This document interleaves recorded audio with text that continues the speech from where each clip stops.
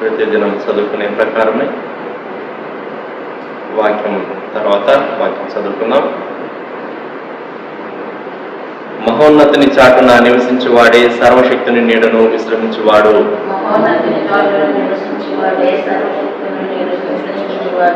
ఆయనే నాకు ఆశ్రయము, నా కోట, నేను నమ్ముకున్న నా దేవుడని నేను యెహోవాను గూర్చి చెప్పుచున్నాను.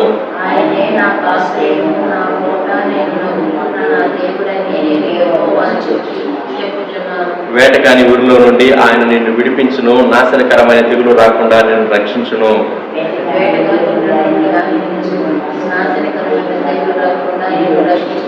ఆయన తన రెక్కలతో నిన్ను కప్పును, ఆయన రెక్కల క్రింద నీకు ఆశ్రయం కలుగును. ఆయన సత్యము కేడమును డాలునై ఉన్నది.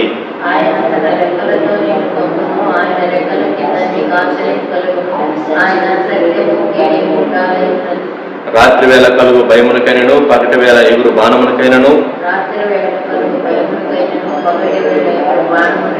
చీకటిలో సంచరించు తెగులునకైనను, మధ్యాహ్నమందు పాడు చేయి రోగమునకైనను నీవు భయపడుకుందువు.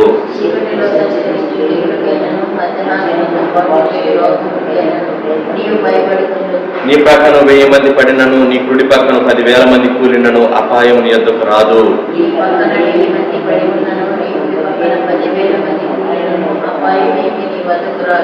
నీవు కనులారా చూచుచుండగా భక్తిహీనులకు ప్రతిఫలం కలుగును. యెహోవా నీవే నా ఆశ్రయము అని నీవు మహోన్నతుడైన దేవుని నీకు నివాస స్థలముగా చేసుకుని ఉన్నావు.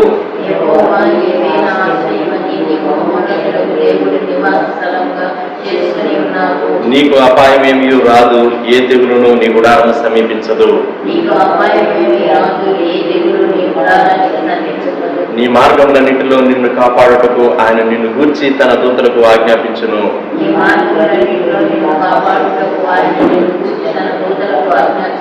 నీ పాదములు రాయి తగలకుండా వారు నిన్ను తమ చేతుల మీద ఎత్తి పట్టుకుందరు. నీవు సింహములను, నాగుపాములను త్రొక్కెదవు, కొదమ సింహములను, భుజంగములను అనగదొక్కెదవు.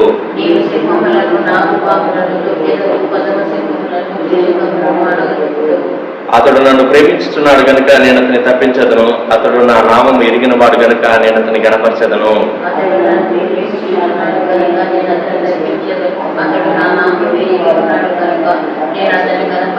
అతడు నాకు మొరపెట్టగా నేను అతనికి ఉత్తరమిచ్చదను, శ్రమలో నేను అతనికి తోడై ఉండెదను, అతని విడిపించి అతన్ని గొప్ప చేసేదను.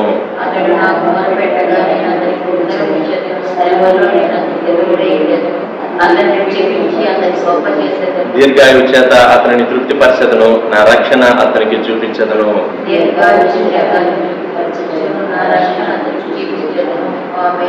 ఆమేన్. 33వ కీర్తన, సామ్ 33. నీతిమంతులారా యెహోవాను బట్టి ఆనందగానము చేయండి, స్తుతి చేయుట యథార్థవంతులకు శోభస్కరం. సితారాతో యెహోవాను స్తుతించుడి, 10 తంతుల స్వరమండలంతో ఆయనను కీర్తించు. ఆయనను గూర్చి నూతన కీర్తన పాడి ఉత్సాహ ధ్వనితో ఇంపుగా వాయించు. యెహోవా వాక్యము యథార్థమైనది, ఆయన చేను గద్దియు నమ్మకమైనది. ఆయన నీతిని న్యాయమును ప్రేమిస్తున్నాడు. లోకము యెహోవా కృపతో నిండి ఉన్నది. యెహోవా వాక్కు చేత ఆకాశములు కలిగాను, ఆయన నోటి ఊపిరి చేత వాటి సర్వసమూహము కలిగాను. సముద్ర జలములను రాశిగా కూర్చువాడు ఆయనే, అగాధ జలములను కొట్లలో కూర్చువాడు ఆయనే. లోకులందరూ యెహోవా యందు భయభక్తులు నిలుపుకోలను, భూలోక నివాసులందరూ ఆయనకు వేరవరు. ఆయన మాట సెలవేయగా దాని ప్రకారం ఆయన ఆజ్ఞాపింపగానే కార్యము స్థిరపరచబడి. అన్ని జన్మల ఆలోచనలను యెహోవా వ్యర్థపరచును, జనముల యోచనలను ఆయన నిష్ఫలములుగా చేయను. యెహోవా ఆలోచన సదాకాలం నిలుచు, ఆయన సంకల్పములు తరతరములకు ఉండదు. యెహోవా తమకు దేవుడుగా గల జనులు ధన్యులు, ఆయన తనకు స్వాస్యముగా ఏర్పరచుకున్న జనులు ధన్యులు. యెహోవా ఆకాశంలో నుండి కనిపెట్టుతున్నాడు, ఆయన నరులందరినీ దృష్టించుతున్నాడు. తానున్న నివాస స్థలంలో నుండి భూలోక నివాసులందరి వైపు ఆయన చూస్తున్నాడు. ఆయన వారందరి హృదయములను ఏకరీతిగా నిర్మించిన వాడు, వారి క్రియలన్నీ విచారించువాడు, వారిని దర్శించువాడు. ఏ రాజును సేనాబలము చేత రక్షింపబడ్డు, ఏ వీరుడును అధిక బలము చేత తప్పించుకొనడు. రక్షించుటకు గుర్రము అక్కడకు రాదు, అది దాని విశేష బలము చేత మనుషులను తప్పింపజాలదు. వారి ప్రాణమును మరణం నుండి తప్పించుటకును, కరువులో వారిని సజీవులుగా కాపాడుటకును, యెహోవా దృష్టి ఆయన యందు భయభక్తులు గల వారి మీదను, ఆయన కృప కొరకు కనిపెట్టు వారి మీదను నిలుచుతున్నది. మనం యెహోవా పరిశుద్ధ నామమునందు నమ్మికించి ఉన్నాము. ఆయనను బట్టి మన హృదయము సంతోషిస్తున్నది. మన ప్రాణం యెహోవా కొరకు కనిపెట్టుకొనిచున్నది. ఆయనే మనకు సహాయము, మనకు కేడమునై ఉన్నాడు. యెహోవా, మేము నీ కొరకు కనిపెట్టుచున్నాము, నీ కృప మా మీద ఉండును గాక. ప్రార్థన. ప్రేమగల తండ్రి, పరిశుద్ధ దేవ, మీకు వందనములు, స్తోత్రం. ఈ ప్రాతకాలం కీర్తన గ్రంథంలో నుండి 33వ కీర్తన మేము ధ్యానిస్తూ ఉండగా మీ వాక్య భాగమును మా కొరకు దీవించి మమ్మలను బలపరచమని యేసుక్రీస్తు ప్రభువారి శక్తి గల నామములో వేడుచూ ఉన్నాము తండ్రి. ఆమేన్. ఈ కీర్తన మనం జ్ఞాపకం ఉంచుకోవాలి అంటే ఒక 10 ప్రశ్నలు మనం గుర్తుపెట్టుకుంటే ఈ కీర్తన మనకు జ్ఞాపకం ఉంటుంది. మొదటి ప్రశ్న, ఎవరు స్తుతింపగలరు? ఎవరు స్తుతింపగలరు? మొదటి వచనంలో జవాబులు, నీతిమంతులారా, యథార్థ హృదయులారా. నీతిమంతులారా, యెహోవాను బట్టి ఆనందగానము చేయుట, స్తుతి చేయుట యథార్థవంతులకు శోభస్కరం. కనుక నీతిమంతులు, యథార్థ హృదయులు దేవుని స్తుతిస్తారు. యథార్థతకును స్తుతికి ఉన్నటువంటి సంబంధం ఒక భక్తుని యొక్క అనుభవంలో నుండి మనం చివరిలో జ్ఞాపకం చేస్తున్నాం. రెండవ ప్రశ్న ఏమిటంటే, ఎలా స్తుతించారు? ఎవరు స్తుతిస్తారో మొదటి వచనంలో చెప్పాడు కీర్తనకారుడు. వారు ఎలా స్తుతిస్తారు? రెండవ వచనం, సితారాతో 10 తంతుల స్వరమండలముతో దేవుని స్తుతించేటటువంటి విధానం. మూడవ వచనం, నూతన కీర్తనతో, ఉత్సాహముతో. సో 4 విషయాలు. ఒకటి, ఈ వాయిద్య విశేషములతోనూ, అనగా సితారా స్వరమండలముతోనూ, అలాగే కీర్తన ఎప్పుడూ ఒకే కీర్తన కాదు, నూతన అనుభవంలో నుండి నూతనమైనటువంటి పాట వస్తుంది.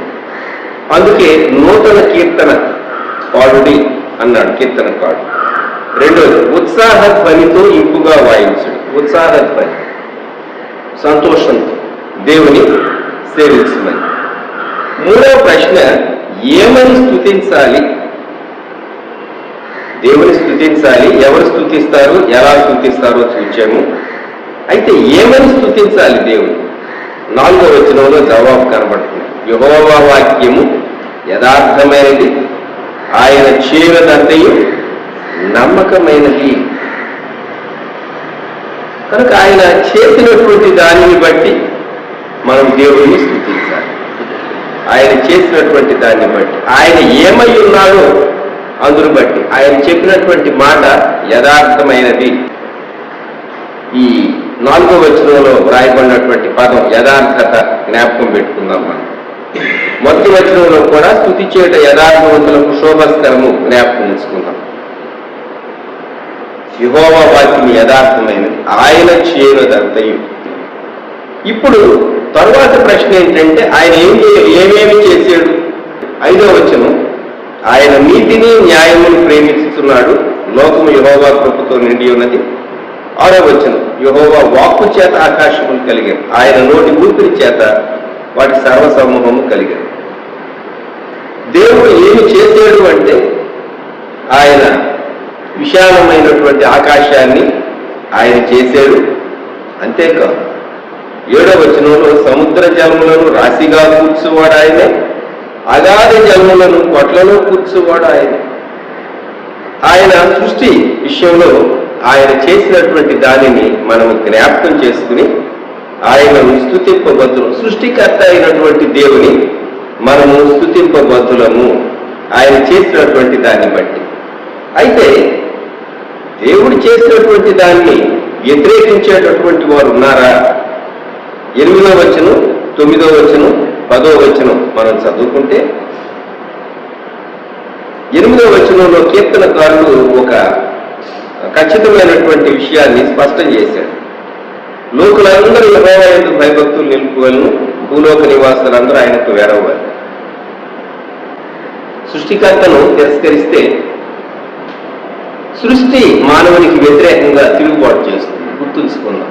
7 ఏళ్ల మహాశ్రమంలో ఆకాశం నుండి కలిగేవి కానివ్వండి, అరణ్యాల్లో నుండి వచ్చే క్రూర జంతువుల వల్ల కానివ్వండి, లోకంలో కలిగేటటువంటి అనేక విషయాల గురించి మనము 7 ఏళ్ల శ్రమల గురించి ప్రకటన గ్రంథంలో చదివితే దేవుని తిరస్కరించినటువంటి మనిషిని ఎలా సృష్టి బాధింపగలదో, లేక మనిషికి వ్యతిరేకంగా సృష్టి మారుతుందో చాలా స్పష్టంగా మనకు అర్థమవుతుంది.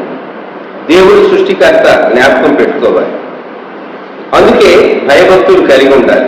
8వ వచనం, లోకులందరూ ఏ దేశమైనా సరే, భూలోక నివాసులందరూ దేవునికి భయపడాలి. మనిషి దేవునికి భయపడితే పాపాన్ని చేయలేడు. పాపాన్ని చేస్తూ ఉన్నాడు అంటే సృష్టికర్త చెప్పినటువంటి నియమాలు మనిషి ఉల్లంఘిస్తూ ఉన్నాడు అంటే, ఆజ్ఞలు ఉల్లంఘిస్తూ ఉన్నాడంటే, సృష్టికర్త అయిన దేవుని స్మరణ చేసుకోవటం లేదు అని అంటే మానవుడు దేవుని నిరాకరిస్తూ ఉన్నాడు. అందువలన మనం చాలా మార్లు నష్టాన్ని చూస్తూ ఉన్నాం. 9వ వచనంలో ఆయన మాట సెలవీగా దాని ప్రకారం ఆయన ఆజ్ఞాపింపగానే కార్యము స్థిరపరచబడి. దేవుడు సృష్టిని చేసినప్పుడు ఆయన సృష్టిని అద్భుతమైన రీతిగా చేసి మానవుని మేలు కొరకు స్థిరపరిచి మానవునికి అధికారం దేవుడు అనుగ్రహించాడు.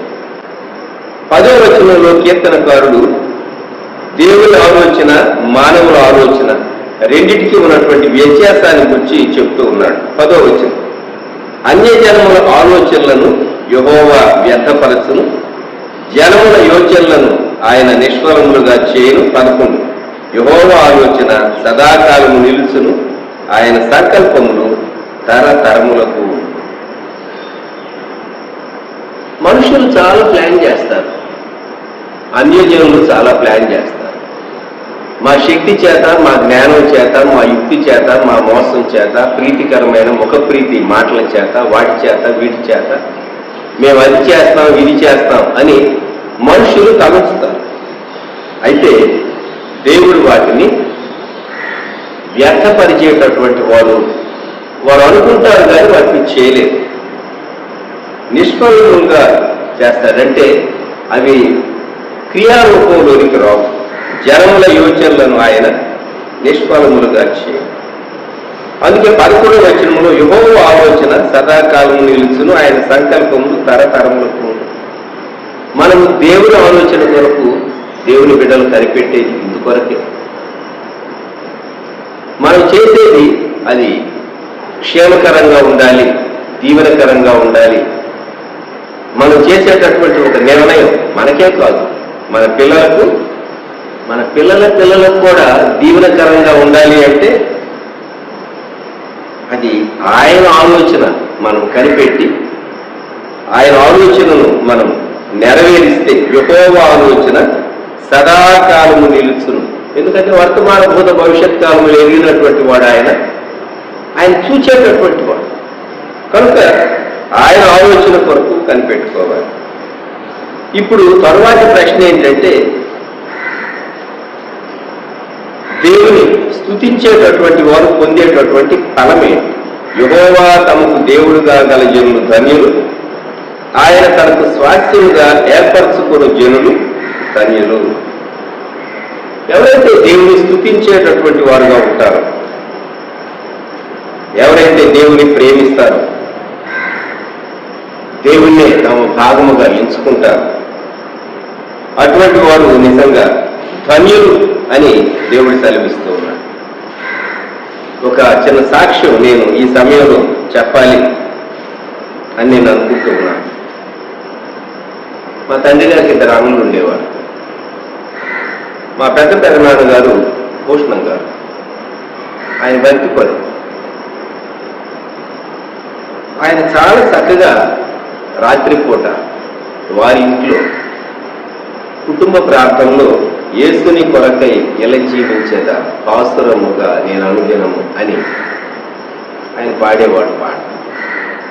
అలాగే ప్రాతకాలములో తెల్లవారిన వేళ తెలివంది మన క్రీస్తు దివ్యనామము వేడని, ఓ ప్రియులారా దివస రక్షణ వేడని అని చక్కగా ఆయన ఉదయకాలం కూడాను దేవుని గొంతెత్తి స్తుతించేవాడు.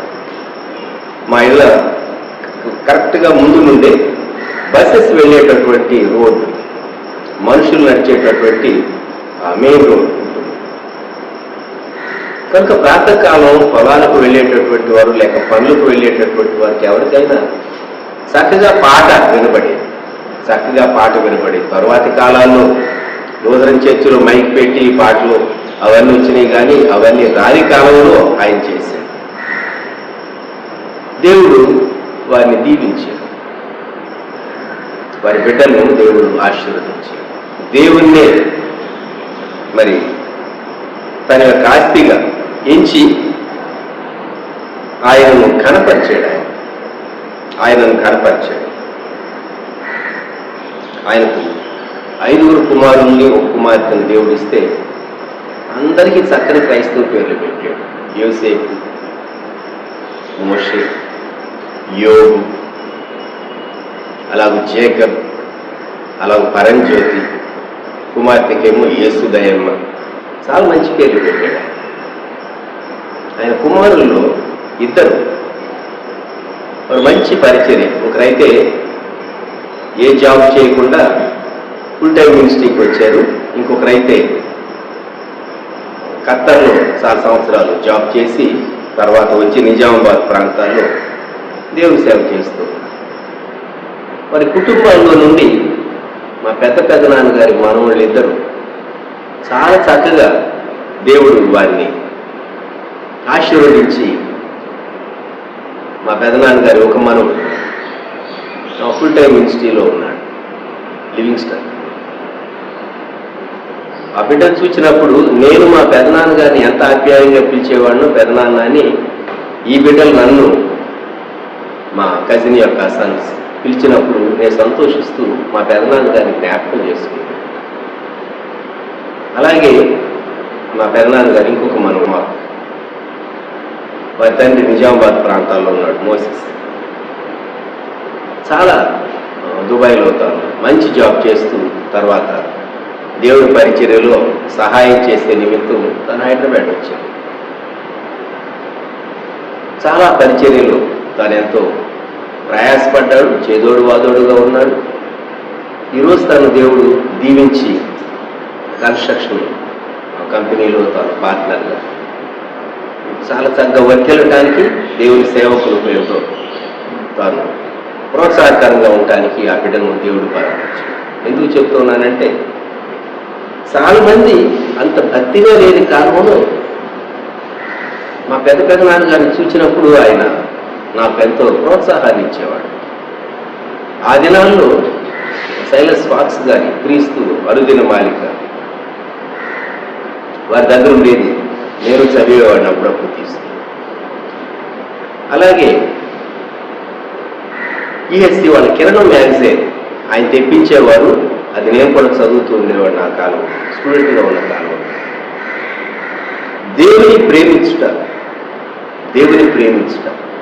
దేవునే మన ఆస్తిగా కైకొనట అనేది మన తరమే కాదు. ఆయన బిడ్డలకు దేవుడిచ్చినటువంటి దీవెనను నేను జ్ఞాపకం చేసుకుంటే నేను ఎంతో సంతోషించి దేవునికి స్తుతి చెల్లిస్తాను. ఇప్పుడు ఇంకొక ప్రశ్న ఏంటంటే, దేవుణ్ణి స్తుతించేటటువంటి వారు ఫలం పొందుతారు అని మనం జ్ఞాపకం చేసుకున్నాం. 8వ ప్రశ్న, దేవుడు పరలోకంలో నుండి ఏం చేస్తూ ఉన్నాడు? 13వ వచనం, యెహోవా ఆకాశములో నుండి కనిపెడుతున్నాడు, ఆయన నరులందరినీ దృష్టించుతున్నాడు. తర్వాత వచనం, తానున్న నివాస స్థలములో నుండి భూలోక నివాసులందరి వైపు ఆయన చూస్తున్నాడు. గమనించండి, దేవుడు చూస్తూ ఉంటే మరి భూమి మీద ఎందుకు ఇలా జరుగుతూ ఉన్నది అని కొన్ని మార్లు మన హృదయాల్లో ఒక ప్రశ్న వస్తుంది. మనిషి దేవునికి లోబట్టలేదు కనుక మనిషి నష్టం పొందుతూ ఉన్నాడు. దేవుడు ఆకాశంలో నుండి కనిపెడుతున్నాడు, చూస్తున్నాడు. ఒక వ్యక్తి యొక్క యథార్థత ఎటువంటిది, తన మాటలు ఎటువంటివి, తన క్రియలు ఎటువంటివి, తానున్న నివాస స్థలంలో నుండి భూలోక నివాసాలు అందరి వైపు. కొన్ని మార్లు ఇటువంటి వచనాలు చదివినప్పుడు ఒకే క్షణంలో వందల కోట్ల మంది వ్యక్తులను దేవుడు ఎలాగూ చూడగలడు అనేది నా చిన్న బ్రెయిన్కు అర్థం చేసుకోవటానికి అది కొంచెం నేను స్ట్రగుల్ అయ్యేవాడిని నా ఎవరి కాలం. తరువాత కంప్యూటర్స్ వచ్చిన తర్వాత అర్థమైంది, మనిషి సృష్టించినటువంటి కంప్యూటర్ ఒక సెకండ్కు మరి ఎన్ని ఆపరేషన్స్ అంటే ఎన్ని ట్రాన్సాక్షన్స్ చేయగలుగుతూ ఉన్నదో వాటిని చదువుతూ ఉంటే టెక్నికల్ టర్మినాలజీ అప్పుడు నాకు అర్థమైంది. మనిషి సృష్టించినటువంటి మానవ మేధస్సుతో దేవుడు కలుగు చేసిన మట్టి మనిషి సృష్టించినటువంటి సూపర్ కంప్యూటర్స్ అవి ఒక క్షణంలో అవి చేయగలిగినటువంటి ఆపరేషన్స్ ఆలోచిస్తే మానవుని సృష్టించినటువంటి దేవుడు భూమి మీద ఉన్నటువంటి వందల కోట్ల మంది మనుషులను ఒక క్షణంలోనే ఎవరు ఎక్కడ ఏం చేస్తూ ఉన్నారో చూడలేడా, వారి విషయం ఆలోచించలేడా అని అప్పుడు నాకు అర్థమైంది. సూపర్ కంప్యూటర్స్ ఇన్వెంట్ చేయబడినవి, వాటి ఆపరేషన్స్ స్టార్ట్ అయిన తర్వాత అప్పుడు నాకు బాగా అర్థమైంది. దేవుడు ఒక్క క్షణంలోనే లోకంలో ఉన్న ప్రతి మనిషి ఎక్కడున్నా సరే వారి ఆలోచనలు కూడా ఆయన చూడగలడు అని నాకు తేటైన రీతిగా అర్థమైంది. భూలోక నివాసులు అందరి వైపు ఆయన చూస్తున్నాడు. 15వ వచనంలో ఆయన వారందరి హృదయములను ఏకరీతిగా నిర్మించిన వాడు, వారి క్రియలన్నీ విచారించువాడు, వారిని దర్శించువాడు. ఆకాశం నుండి చూడటమే కాదు, కనిపెట్టడమే కాదు, ఆయన దర్శించేటటువంటి వాడు. మరి ఏకరీతిగా నిర్మించాడని వ్రాయబడింది. దేవుడు మనుషులను యథార్థవంతులుగానే పుట్టించాడు, కానీ మనుషులు వివిధములైనటువంటి తంత్రములను కల్పించుకొని, వ్యర్థమైన వాటిని కల్పించుకొని, వ్యర్థమైన వాటిని పూజిస్తూ, వ్యర్థమైనటువంటి ఆలోచనలు, ఫిలాసఫీలు మానవులు సృష్టించుకొని సృష్టికర్త అయినటువంటి దేవుడి నుండి దూరం అయ్యారు. తన భక్తుల ద్వారా, ప్రవక్తల ద్వారా, వాక్యోపదేశకుల ద్వారా, సువార్థికుల ద్వారా ఎందరిలో దేవుడు ఆయా కాలాలు బలపరిచి తన కొరకు వాడుకుంటూ ఉన్నాడు. తర్వాత 9వ ప్రశ్న ఏంటంటే, మరణం నుండి తప్పించుకోవాలి అంటే ఎలాగూ, ప్రాణరక్షణ ఎట్లు ప్రశ్న. 16వ వచనం నుండి 19వ వచనం వరకు దీనికి జవాబు దొరుకుతుంది. 16వ వచనంలో ఏ రాజును సేనాబలము చేత రక్షింపబడ్డు, ఏ వీరుడును అధిక బలము చేత తప్పించుకోడు. మనం ఏమనుకుంటాము అంటే మనకున్నటువంటి స్ట్రెంగ్త్, మనకున్నటువంటి పవర్. పూర్వకాలంలో రాజులు వారి యొక్క సైన్య బలాన్ని బట్టి వారి రాజ్య విస్తరణ, రాజ్యం యొక్క సుస్థిరత ఉండేది. శత్రురాజులు దండెత్తి వస్తే వీరి సైన్యం యొక్క సంఖ్యను బట్టి, వారికి ఉన్నటువంటి ఆయుధముల సంపత్తిని బట్టి, గుర్రములను బట్టి, రథములను బట్టి వారు జయించేటటువంటి వారు. కీర్తనకాడు ఏం చెప్తున్నాడంటే, ఏ వీరుడును అధిక బలము చేత తప్పించుకోండు. మనిషి తన సొంత శక్తి పైన వ్యక్తిగతంగాను, అలా యుద్ధంలో సైన్య బలం పైన మనుషులు ఆధారపడతారు. అయితే దేవుడు చెబుతూ ఉన్నాడు, రక్షించుటకు గుర్రం అక్కరకు రాదు, అది దాని విశేష బలము చేత మనుషులను తప్పింపజాలదు. దేవుని నామ్స్ వేరుగా ఉంటుంది. రాజులు ఒకవేళ లేక దేశాల్లో ఉన్నటువంటి వారు తమ యొక్క ధనాన్ని బట్టి, తమ యొక్క ఆయుధాలను బట్టి వారు అతిశయించవచ్చు, కానీ ఒక సమయం వచ్చినప్పుడు ఇవి సహాయం కావు, లేక ఇవి వారిని కాపాడలేవు. మరి కాపాడగలిగింది ఏది?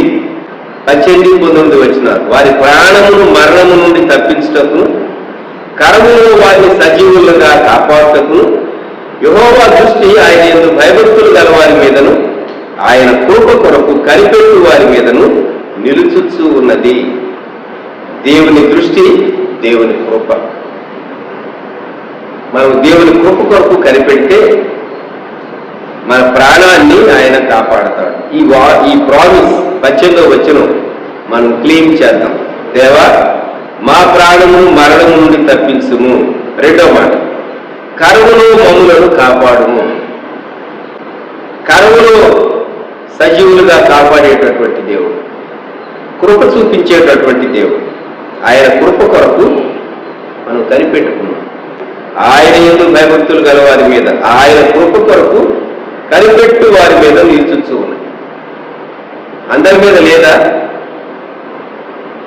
వారు ఆయన అంగీకరించలేదు. కనుక దేవుని కృప ఆయన బిడ్డలకు, ఆయన ప్రేమించే వారికి తోడుతుంది. వారి పట్ల కూడా చూపిస్తాడు. కానీ వ్యత్యాసం ఏంటంటే, నీవు నీ సొంత బిడ్డను ప్రేమించిన దానికి వీధిలో వెళ్ళేటటువంటి ఒక వ్యక్తి పట్ల జాలి దయ చూపిస్తావు. వీధిలో వెళ్ళేటటువంటి వారి పట్ల చూపించేది జాలి దయ, కానీ నీ సొంత బిడ్డ పట్ల నీవు చూపించేది ప్రేమ. ఇది వ్యత్యాసం. దేవుని బిడ్డలైన వారు దేవుని కృప కొరకు కనిపెట్టేటటువంటి వారి పక్షంగా దేవుడు ఆయన ప్రత్యేకమైనటువంటి ఏర్పాటు ఆయన కలిగినటువంటి వాడు. ఆఖరి ప్రశ్న మనము 20వ వచనం నుండి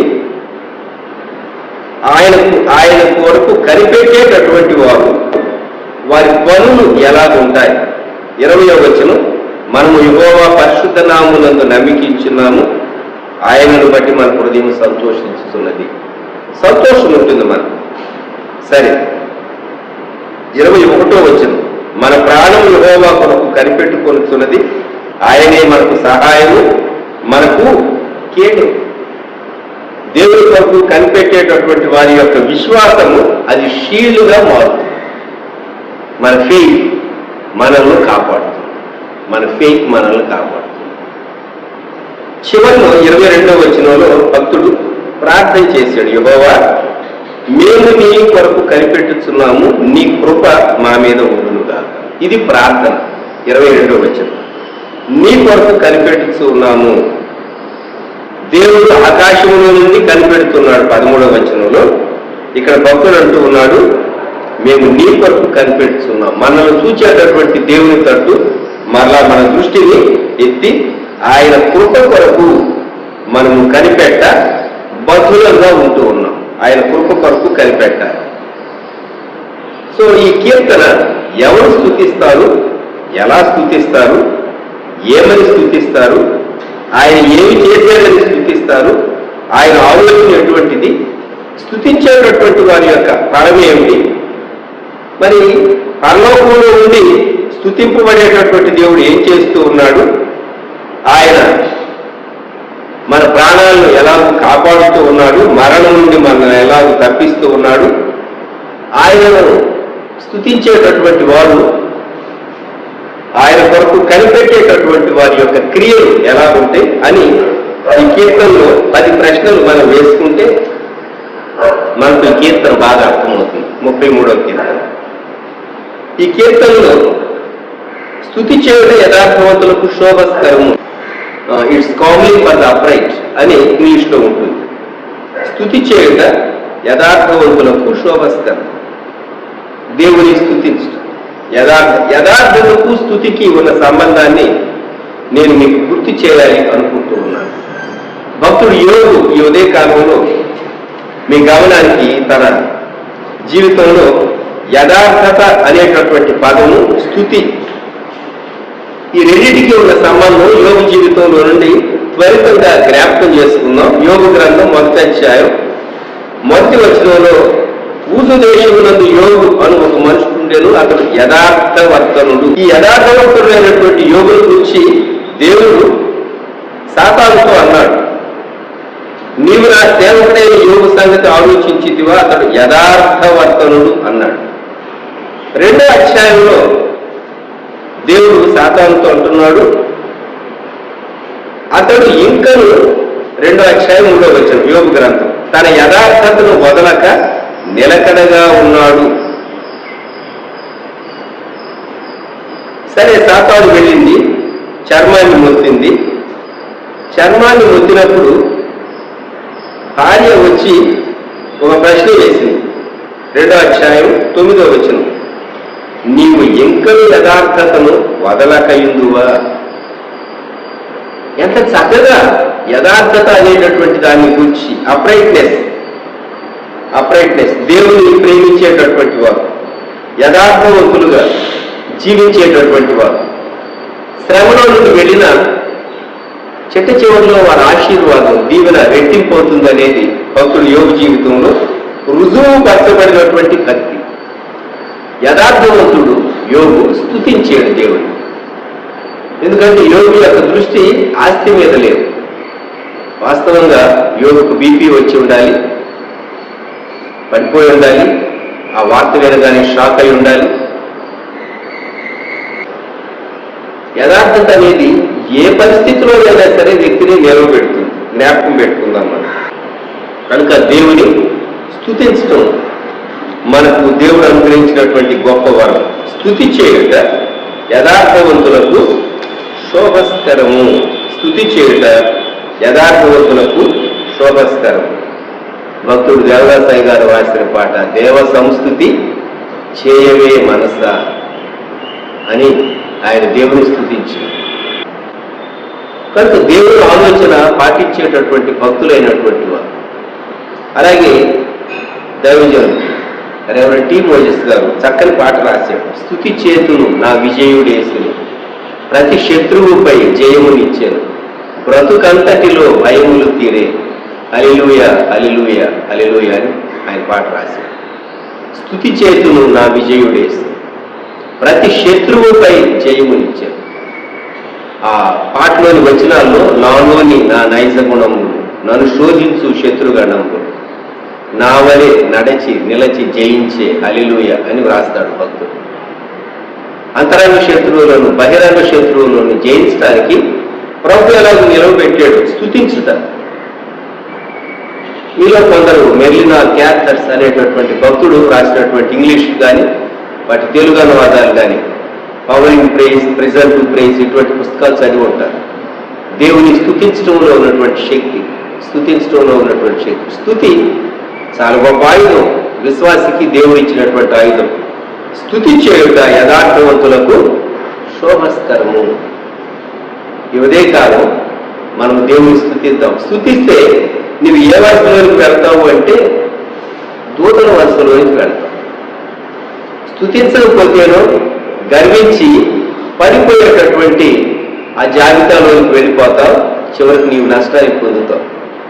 దేవుని స్తుతింపనటువంటి వ్యక్తి దేవుని పట్ల ప్రేమ తగ్గిపోతుంది, ఆసక్తి తగ్గిపోతుంది, దేవుని పట్ల భయం క్రమంగా తగ్గిపోతుంది, పాపం తట్టు అవిధేయతకు ప్రేరేపించబడతాడు, గర్వం తనలో తలెత్తుతుంది, దేవుని నుండి తాను నిజమైన శాశ్వతమైన స్థిరమైనటువంటి దీవెన పొందలేడు.